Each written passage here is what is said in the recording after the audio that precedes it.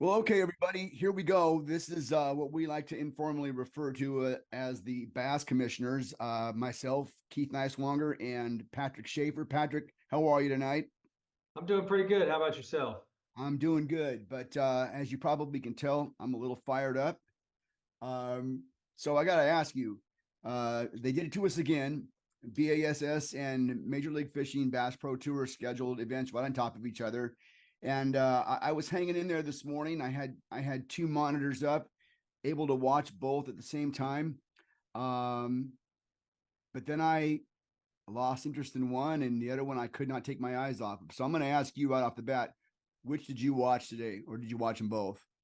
Uh, I watched a little bit of both. I'm at work today, so I was kind of bouncing between different things and taking care of stuff. So I kind of watched both. I will say that it is with the MLF format, it is a little better at keeping your attention because there's always something going on versus, I mean, once everybody gets a five fish limit in, the bass the Elite Series, it kind of dies down. I mean, if somebody catches one and calls a fish or whatever, but if he sets the hook and you see him, boat flip it, and you're like, oh, that's like a 2 pounder, then you don't even pay attention anymore. Because if you know the guy needs a 3 or a 4, it doesn't matter. So I I just think that the format is helping MLF because the every fish counts going back to that just keeps you entertained the entire time.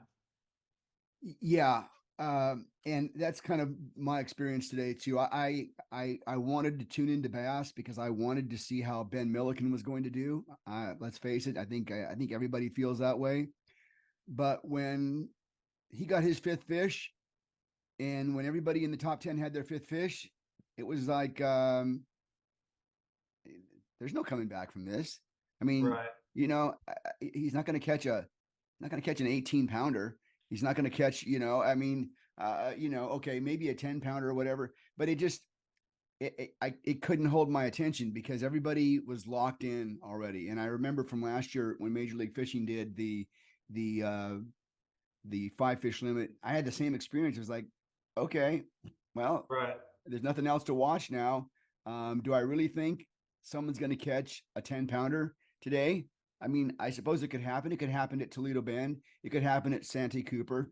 But I mean, you weigh your time. I got there's things that I want to do and so on. I definitely want to see who wins, but it just isn't as compelling once these anglers reach their five fish limits.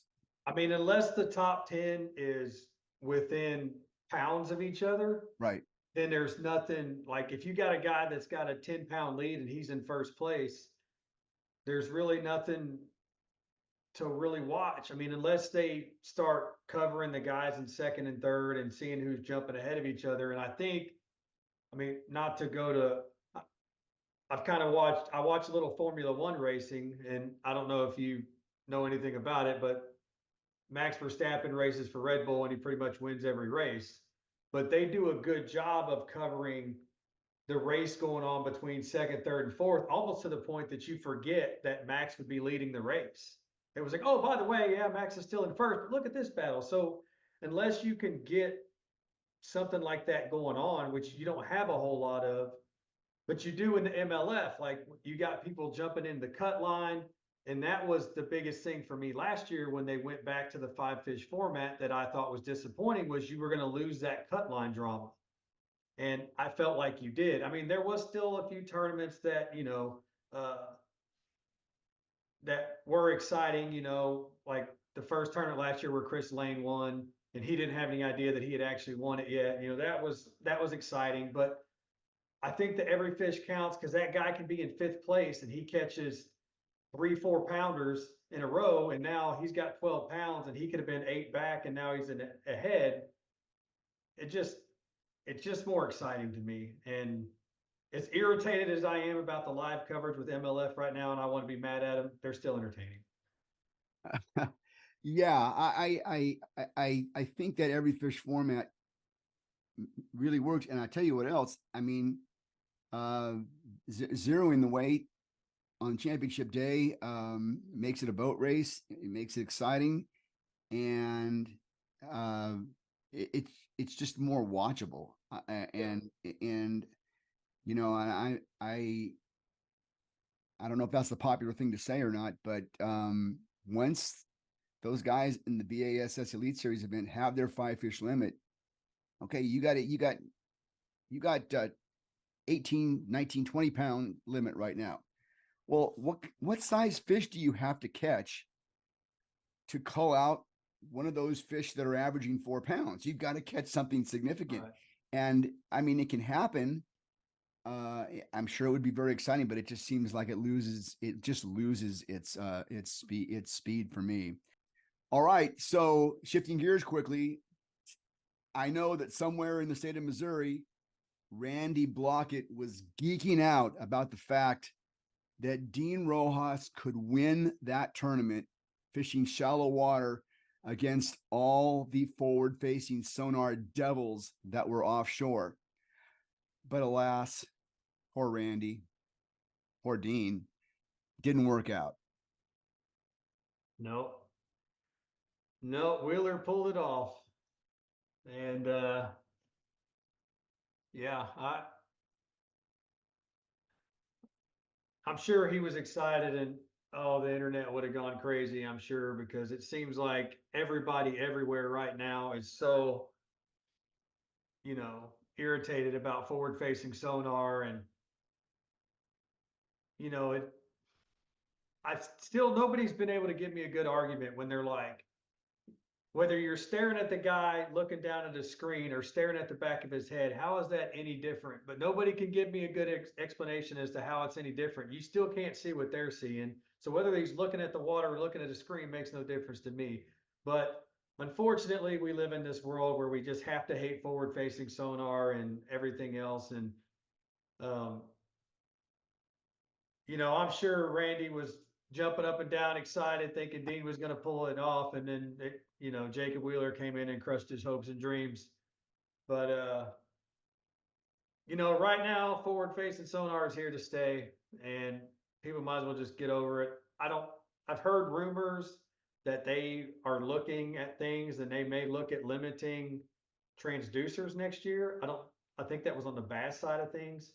Um, we'll see, but Well, my intent was not to start a forward-facing sonar argument tonight.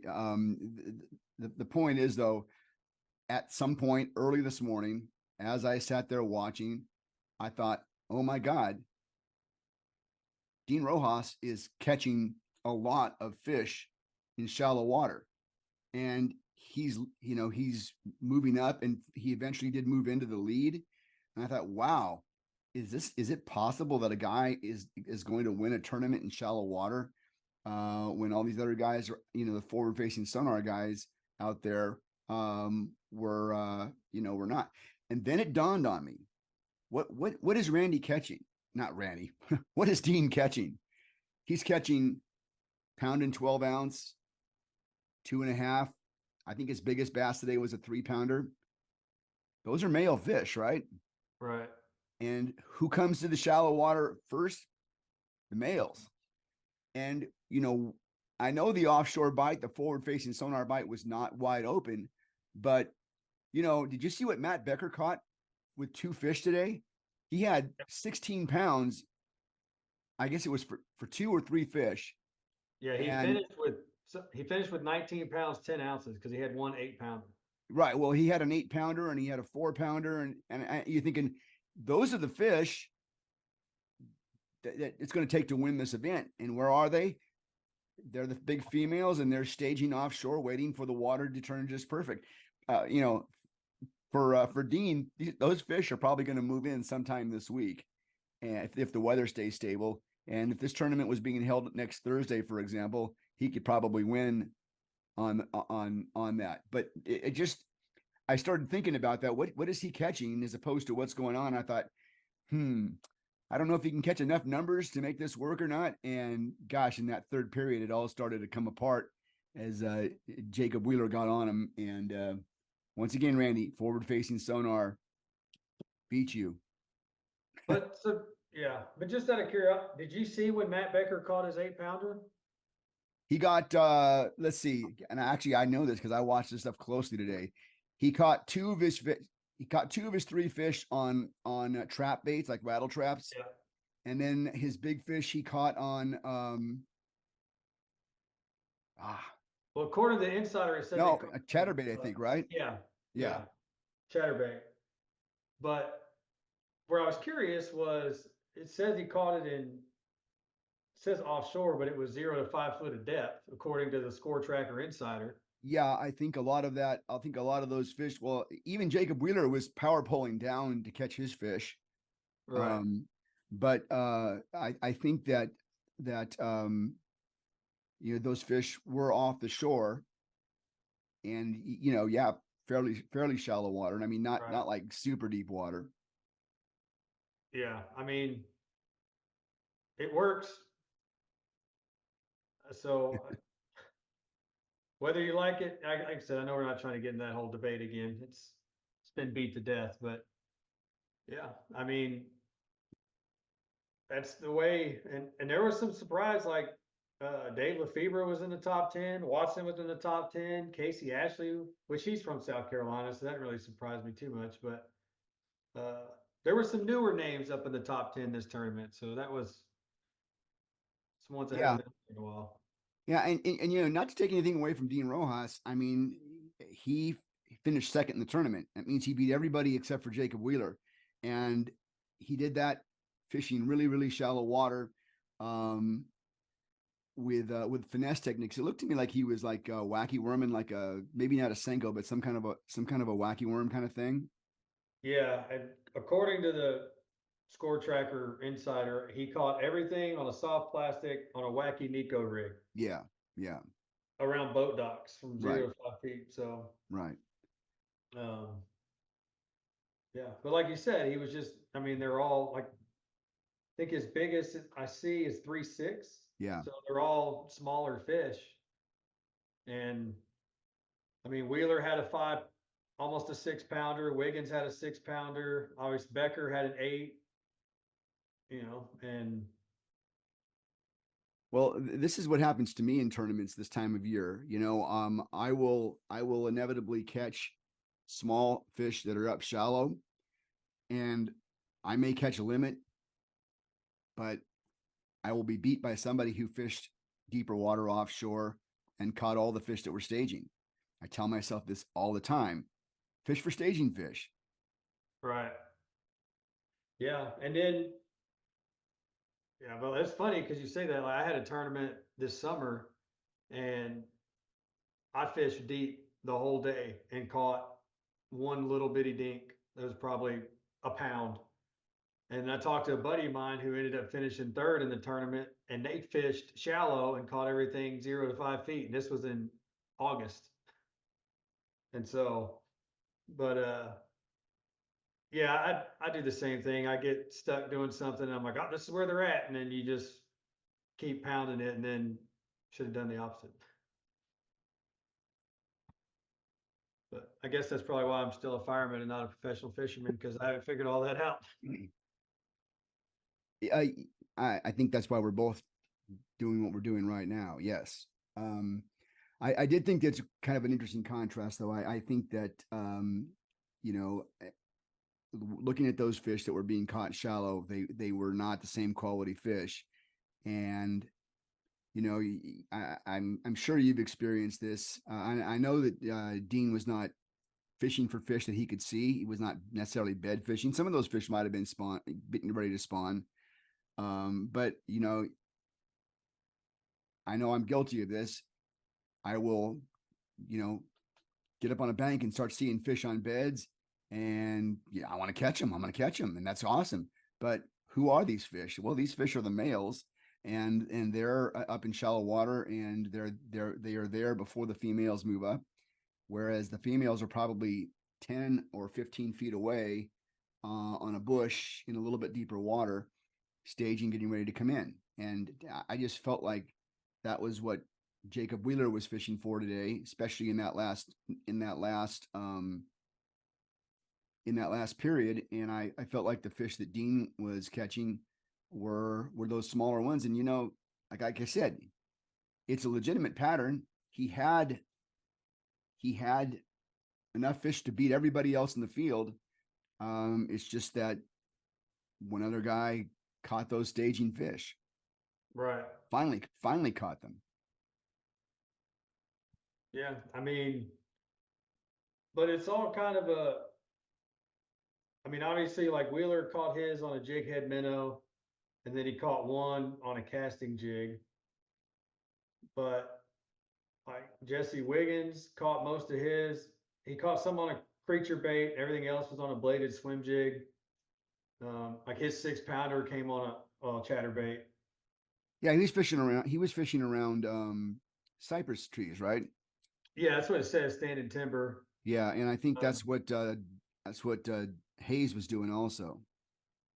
I mean, maybe not the whole time, but certainly towards the end of the event, that's where both those guys were. yeah, and so I mean, and I don't know if I mean I don't know. Maybe you heard if Matt Becker said he could see the 8 pounder that he was on forward facing sonar that he was throwing out with a chatterbait or not, but um, you know, it works, and you know, I Well, the one thing you can't tell when you're watching these shows is you see these guys that they're just way offshore. You just assume the water is deeper. With the way Dean Rojas is fishing, you could see the docks he was casting to, and right, so you naturally think, well, he's fishing for shallow fish, and the other guys are fishing for deeper fish. They may not be that much deeper. It's just that they're not up on the bank. right, and like this, like, according to the score tracker, I mean, I don't know how accurate this is. I'm assuming it's pretty accurate, but um, like I said, so Wheeler was in 5 to 10 foot of water with everything. Wiggins was in 0 to 5 foot of water. Matt Becker's was all 0 to 5. Casey Ashley was the same thing.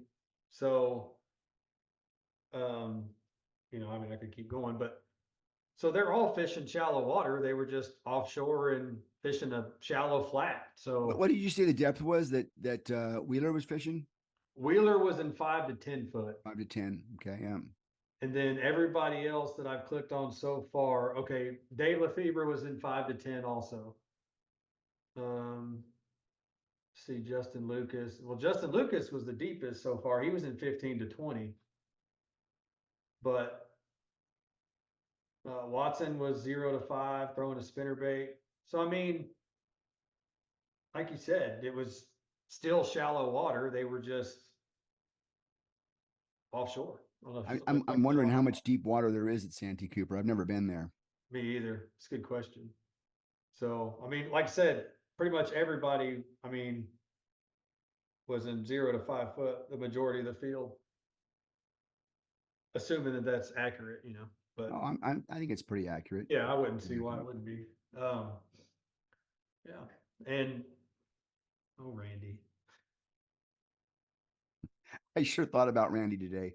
I sure thought, man, that guy he must be really excited right now with Dean Rojas catching these fish off of docks and out of shallow brush and stuff like that. He must be really excited to see that these live scopers are not doing very well. And then as that third period started, and boom. And I tell you what, another thing that I was impressed by today, and I don't know that Jacob Wheeler gets enough credit. He gets plenty of credit, trust me. But there was a point there at the end of the day where he had maybe 20 minutes to fish, and JT Kenny was saying that he was watching him on GPS and he was running down the lake. He was running full speed down the lake. And so he was literally in the last 20 minutes not fishing. He was running to a specific spot. And when he got there, they put it up and then they showed him pull up.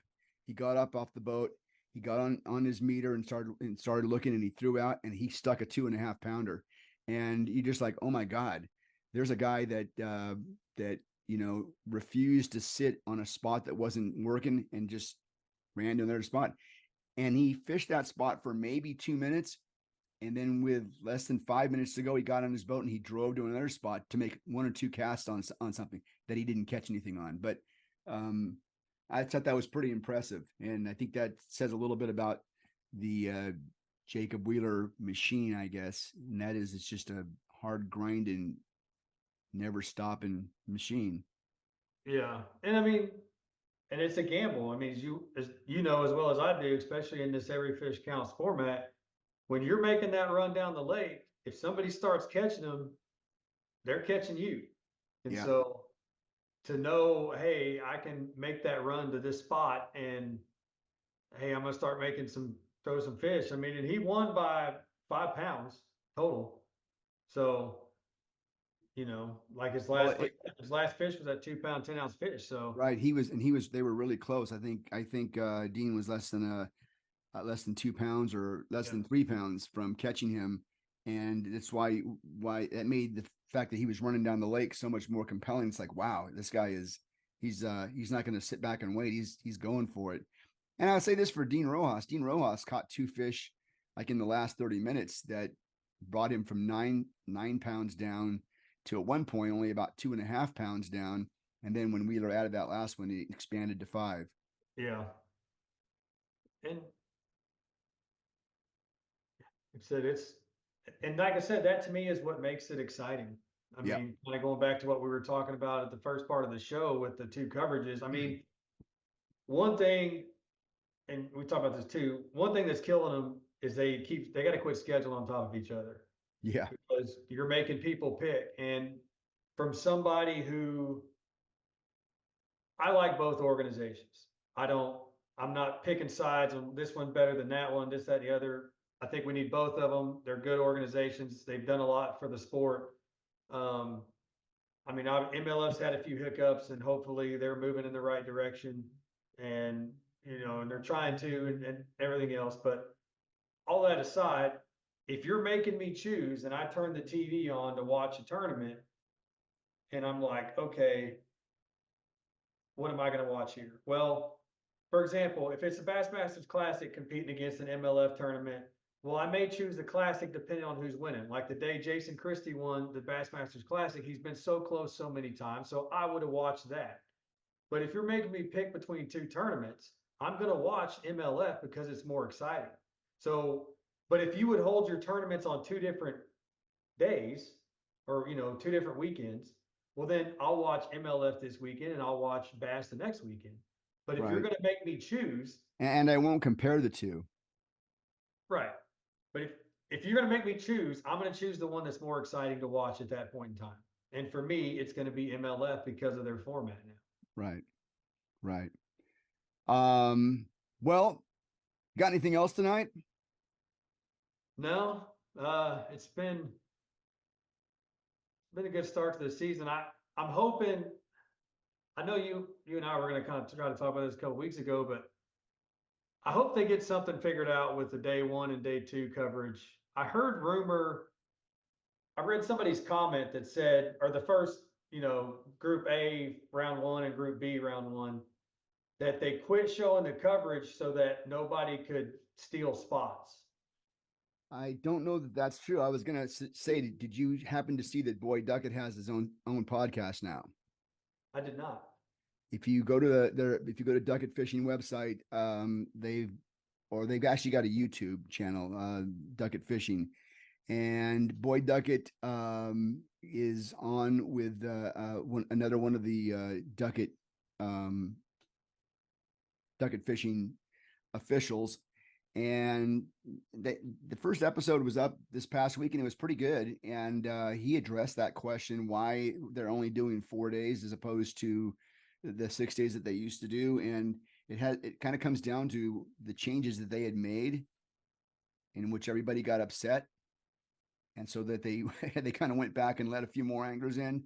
Well, it kind of focuses around that, and he was pretty forthcoming about a lot of things. He was asked, "What qualifies you to be on this tour still?" And he had a pretty good explanation for that. I think I think it's kind of worth looking at. I have to listen to that.